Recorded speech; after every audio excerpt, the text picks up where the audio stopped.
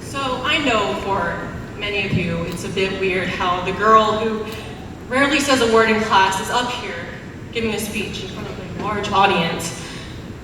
As ironic enough as it is, I'm actually excited to stand up here, and what an honor it is to be given this opportunity. I have a lot to say because we are about to enter a chapter of our lives where we have been told very little of what to expect. Obviously, I can't provide any sort of wise advice on that, but there is one thing I feel like all of us should hear around this time but are never told, and I wanted to talk about this. So, for many of you that might have received a yearbook last Thursday, you might have seen the page of the top 10. And if you look closely, you might have seen the advice that I offered to the underclassmen, which said, stop saying you're going to move out of Lynchburg and live your dream life straight out of high school if sitting through class is such a hardship for you. Big things don't come to those who put forth so little. So whether you feel personally attacked or are in full support of this statement, I wanted to make myself clear of what I meant. Let me be the first to admit, high school can suck. Waking up at 6 a.m. every day to sit in a classroom for 7 hours, shushing your butt off over grades and pulling all-nighters for tests. I mean, how are we even sitting here? How did we survive this? And while it's been a complete drag for most of us, especially these past few months, for some of you it's a complete prison sentence. Being forced to learn and be tested over curriculum you're not even going to touch after this day, you barely made it out alive. Understand that if you're going to go to college or some other post-secondary school or training or doing something outside of not continuing your education, you have to change this mindset because you show up or you don't. You do the work assigned or you don't. You pass or you don't. You want to do it or you don't, no matter what you choose to pursue. There's no longer going to be any more extra credit. There's not going to be any more, I'll forgive you this time, but next time. There's not going to be any more cushions or get out of jail free cards. If you want to earn that comfortable living, land that job, earn that renowned reputation, move out of Lynchburg, live your dreams that might have nothing to do with success or money, you have to put in the work now. We are so stupid and lazy. We can write out the biggest of goals, but most of us won't even take the first step to achieving it. Or if we do, we become impatient and tired and we start to put out less and less work. You can start up waking up early each day, completing all your work assignments on time and making the best of grades, or doing something else where you are at a peak in your life. And then you might become a burnout. What once started as, I'll just sleep in for 5 more minutes, turns into being late for class to not showing up at all. You become too tired to do your assignments and now your grades are dropping. You're thinking, why am I like this, yet continue? Even though your grades are plummeting, you're now doing the bare minimum to barely get by, and it's not enough. You fail, you drop out, you're thinking, why am I like this, yet you continue. You start working a 9-to-5 job you hate, but do so you can earn somewhat of a living. They don't pay much, so you apply for a better job that pays a higher wage and is less demanding. When you finally get that lucky call back in an interview schedule, you sleep in on the day of your early morning interview, and you're thinking, why am I doing this to myself, yet continue. You're stuck at your old job that makes you miserable. You begin calling in sick just to get a break, but now you're stressing over not being able to make your next monthly car payment.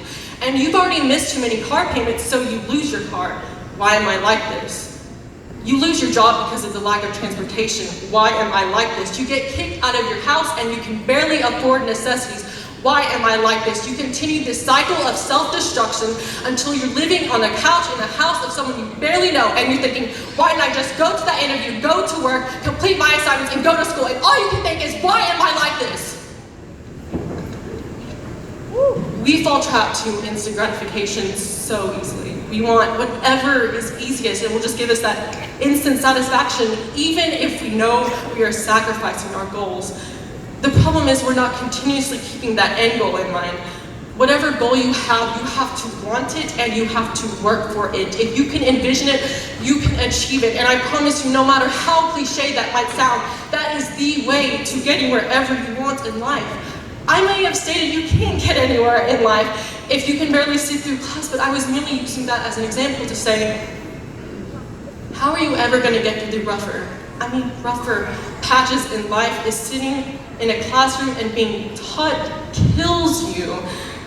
But as a valedictorian who all her life has defined her value only through her grades, which I am not proud to say, I can admit that grades aren't everything, and school isn't the only pathway to success. I mean, you've passed if you're sitting here waiting for your diploma, and you're likely already enrolled in a college, or you're going to be doing something outside of not continuing your education.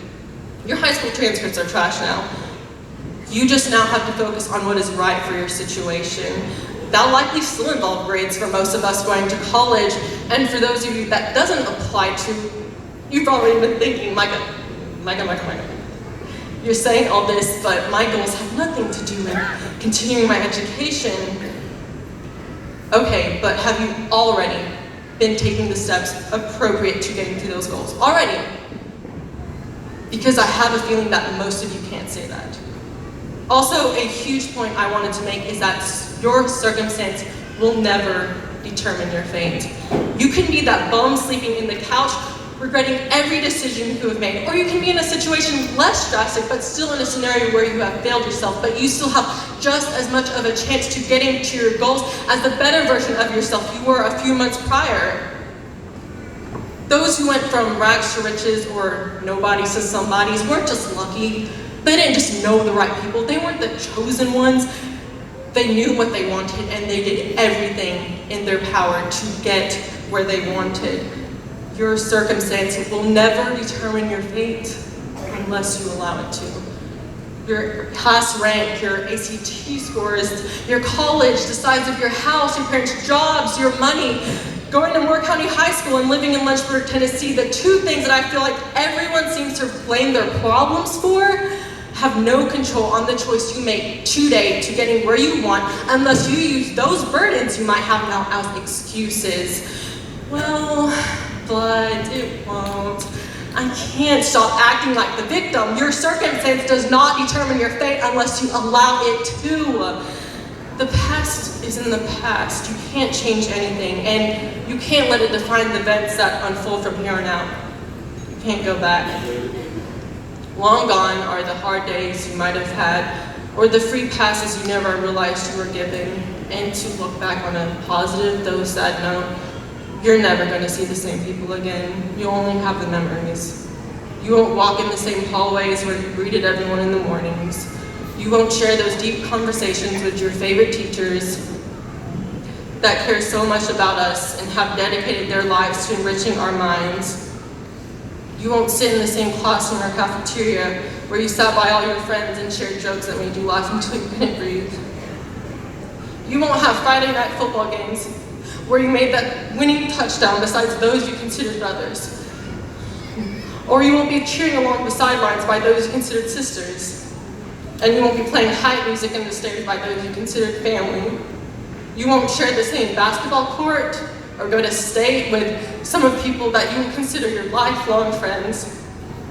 And you won't swing the bat for players who you forever consider your closest comrades when the season ends. Neither will you care for the elderly by those that are the strongest people you will ever know. You'll say goodbye to this high school, your teachers, and sadly little close friends. I just want all of you seniors, just look around at each other, just for a minute. Just look around at each other, look at your friends, your enemies, maybe people you didn't even talk to.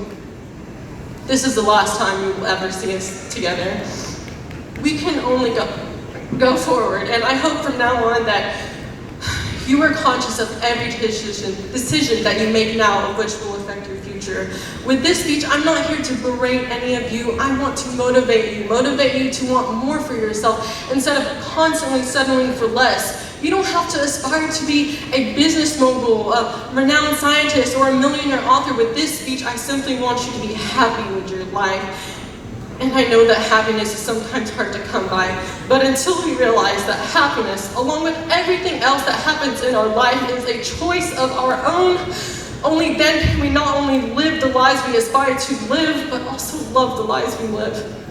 Maybe 20, 30, 40 years from now, you will remember who I am. But I hope by that time, you will remember and are living by the words I have just spoken of. I wish each and every one of you in the Moore County High School class of 2018 the best life you can ever imagine. But I've already used my wishes with my magic genie, so I guess you have to work for it now. Thank you for everyone for listening to this speech. I will remember this day forever, along with this high school and my classmates, my friends, and my teachers. Goodbye, everyone.